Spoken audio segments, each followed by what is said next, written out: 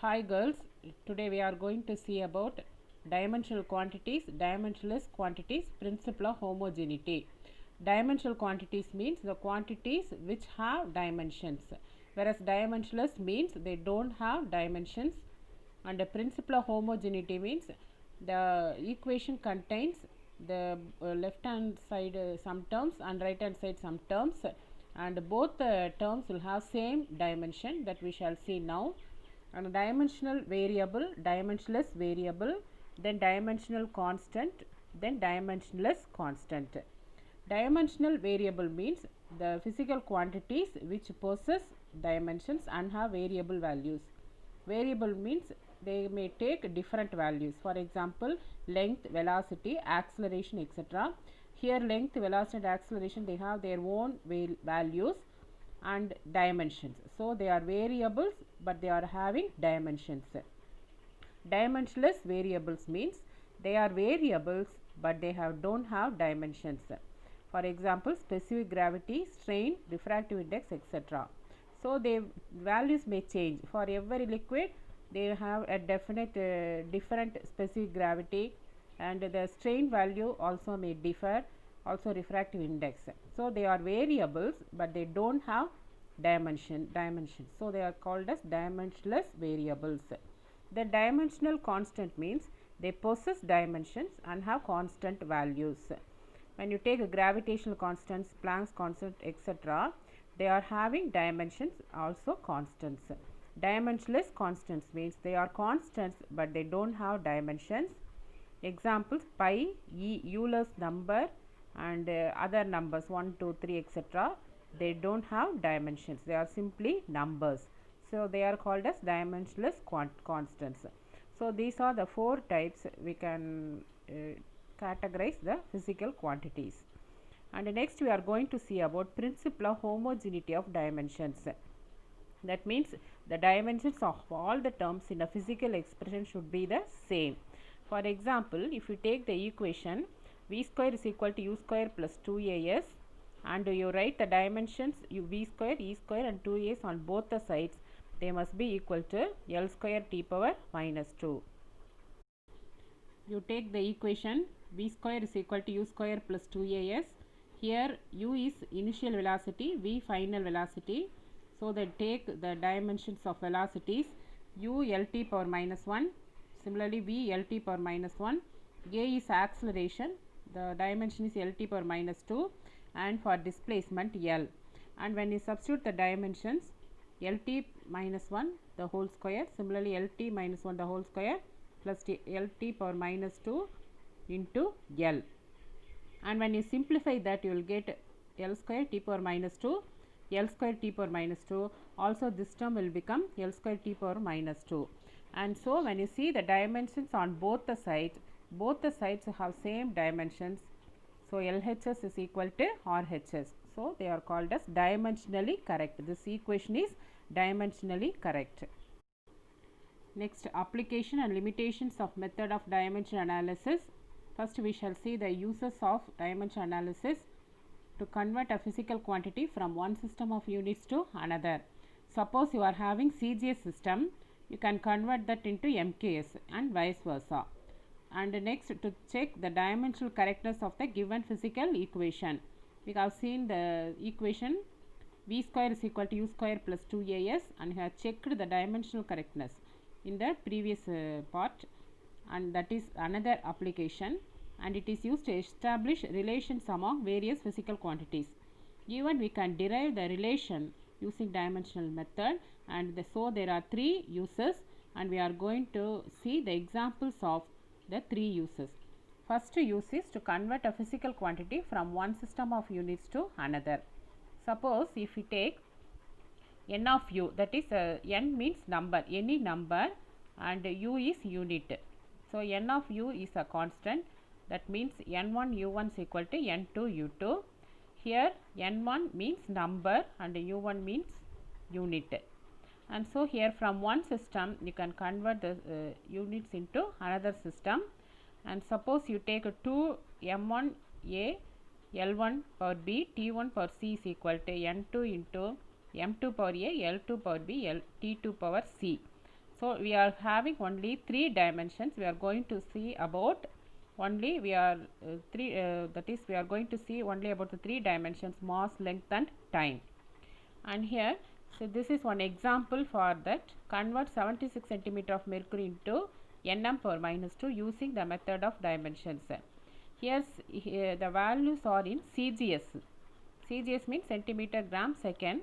We are converting that into MK system. And here the number is 76 into 13.6 into 980 dyne cm power minus 2. Here what is dyne? Dyne is another unit for Newton, that is smaller unit of Newton, and centimeter you know smaller unit of meter. 76 is the height of mercury column and 13.6 is the density of mercury and 980 is acceleration due to gravity. You know G value is 9.8 and in dyne it is 980. So the dimensional formula in this system is ml power minus 1 t power minus 2. This is the dimensional constant for gravitational constant. So dimension for gravitational constant m l power minus 1 t power minus 2 that we have seen in the tabular column. And suppose if we take this, the P1, that is pressure, into m1 power a, l1 power b, t1 power c is equal to P2 m2 power a, l2 power b, t2 power c. Here the left hand side is in CGS system and the right hand side is in MK system.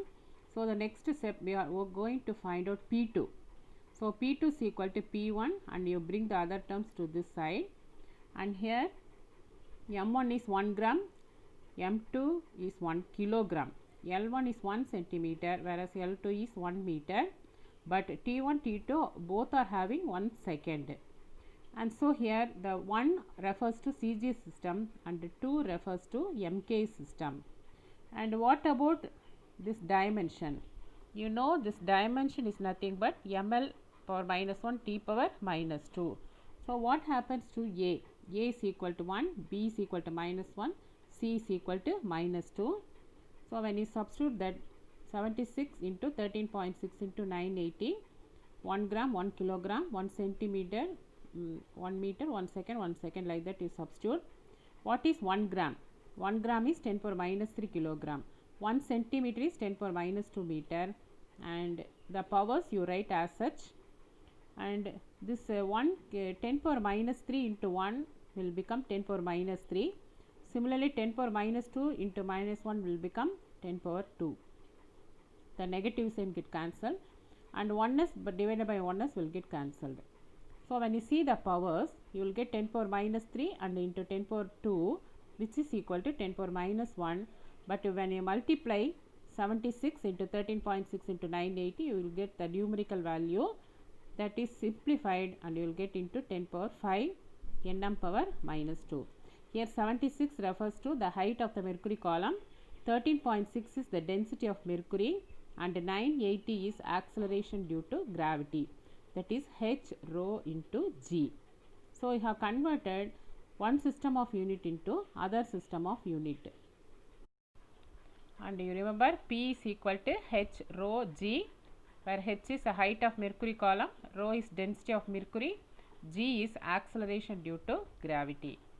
And next we are going to see the reverse way, that is in MK system to CGS system.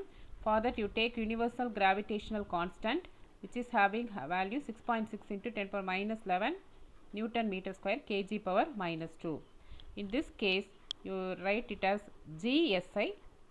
So GSI means SI system of unit, and you are converting that into GCGS, where CGS is centimeter gram second. So what about N2? N2 is equal to N1 into, you write the terms M1 by M2, L1 by L2, T1, T2. The powers are A, B, C. And what about the dimensional constant?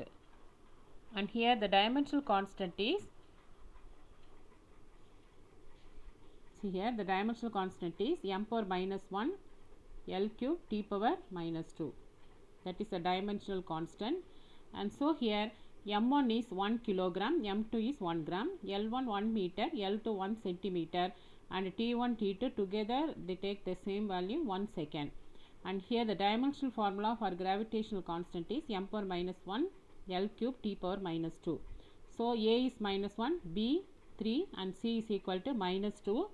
You substitute these values, and here also 1 gram is 10 power minus 3 kilogram, 1 centimeter is 10 power minus 2 meter, and the last term will get cancelled because 1s divided by 1s. And here what about 10 power minus 3 in the denominator? When it go upside it will become 10 power 3, 10 power 3 into minus 1 will become 10 power minus 3. Similarly 10 power minus 2 when it go to the numerator 10 power 2, 10 power 2 into 3 will become 10 power 6. So already you are having 10 power minus 11, so my 10 power minus 14 plus 6, so you will get 10 power minus 8. And so here the GCGS is equal to 6.6 into 10 power minus 8 dyne centimeter square G power minus 2. Instead of Newton dyne, instead of meter centimeter, and kilogram is converted into gram. So from MK system you have converted the unit into CGS system. Next we are going to check the equation V is equal to U plus AT. For V LT power minus 1, for U LT power minus 2, A LT power minus 2, and small t the dimensions capital T, and you substitute the dimensions both the sides LT power minus 1, LT power minus 1, LT power minus 2 into T, and when you simplify you will get like this. So both the sides the dimensions are LT power minus 1, so this is dimensionally correct. And when you see the next equation, half mv square is equal to mgh for small m capital M, for v LT power minus 1, g is acceleration due to gravity, so LT power minus 2, h the dimension is L. You substitute that, so you will get m LT minus 1 the whole square is equal to m LT power minus 2 into L. You can leave half because it is a number, and when you simplify m L square T power minus 2 is equal to m L square T power minus 2, that is both the sides you are having the same dimensions, so the equation is dimensionally correct. Next we are going to see about to establish the relation among various physical quantities. Here Q is a physical quantity which depends upon the other three quantities Q1, Q2, Q3 etc. So here Q is proportional to Q1 power A, Q2 power B, Q3 power C. Here Q1, Q2, Q3 are different physical quantities, and the powers we don't know them, so we can write that as A, B, C etc. And next proportionality sign is removed and you can write is equal to K, where K is a constant, dimensionless constant. Now the powers of m, L, T in both the sides of the equation must be made equal. We shall see how that takes place now. And this is one example. This is very important example. Here we are going to see about the time period of simple pendulum. And the pendulum, you know, a long thread with a bob at the end. The bob can be oscillated here and there. To and fro motion is given to the bob, and we can find out the time period. Time period means time taken for one complete to and fro motion. Here this time period depends upon mass of the bob, the length of the pendulum, and acceleration due to gravity at a place. And in the problem it is given K is equal to 2 pi. So here T is proportional to m power x, L power b, G power c, and you can write K as a proportionality constant. And next we are going to find out, we are writing this equation in terms of dimensions. So T power 1, m power a, m is for mass, L is for length, and for G, LT power minus 2 the power c. A, B, C the powers we don't know, so you can substitute as A, B, C. And here in the left hand side you can take it as m power 0, L power 0, T power 1, because you don't have m terms and L terms in the left hand side. So you can write that as m power 0, because m power 0 is 1 and also L power 0 is 1. So you can write for our convenience. And here you can write right hand side m power a, L power b plus c, and T power minus 2c. So the powers are arranged like this. And when you compare both the sides, a is equal to 0, b plus c is equal to 0, minus 2c is equal to 1. And solving this equation, you can get c is equal to minus half first, and substituting that in b plus c equation, b is equal to half and a is equal to 0.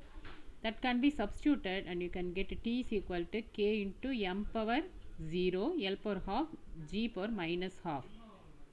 So t is equal to some constant into l by g the whole power half, because l power half g power minus half. So you can write that in denominator, and together you can write square root. So k into square root of l by g.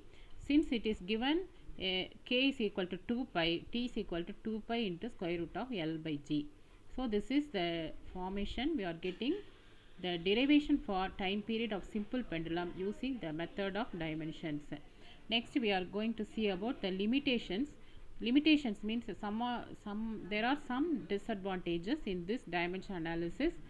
The first one is it does not give any information regarding the numbers. For example, 1, 2, pi, and so the method gives no information about these dimensionless constants. This is the first disadvantage. And it cannot say whether the given quantity is a vector or a scalar. You know, scalar is a quantity which is having magnitude, and vector is having both magnitude and direction.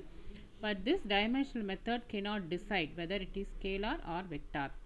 And this cannot be suitable for trigonometric, exponential and logarithmic functions. This method cannot be applied to could not be applied to this. And next, if it involves more than 3 physical quantities, actually we have taken 3 physical quantities, mass, length and time. If it involves more than these 3 quantities, you cannot apply this method.